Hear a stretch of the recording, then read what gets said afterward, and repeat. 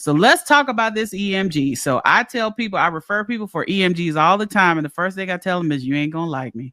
Now it's necessary, but you ain't going to like me when you go get that test. And I have done EMGs many, many moons ago in training. And I remember there was some people, now I'm not going to say if it was like my big burly guys or not, who would get really upset and walk out. And like my older ladies would sit there and take it like champs.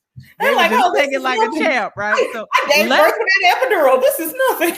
Right, exactly. They're like, child, this ain't nothing. But let's talk about this EMG test and let's talk about what to expect. I know you explained it a little bit earlier, but let's go into a little bit more detail. So this is one of the kind of big diagnostic tests that we do to try to differentiate or tell us what type of nerve problem you have going on, whether it's one nerve, a mononeuropathy, as you said, whether it's multiple nerves, a polyneuropathy. It can really kind of distinguish diabetic neuropathy, or in some cases, for some of my patients, where we're concerned about MS, they may have symptoms and go get an EMG and it's completely normal, not because they have a small fiber neuropathy, but because they have a problem in their spinal cord. Exactly. And the EMG really tells us about the peripheral nervous system and not quite as much about, let's say, the brain and the spinal cord, although we can see things like pinched nerves. So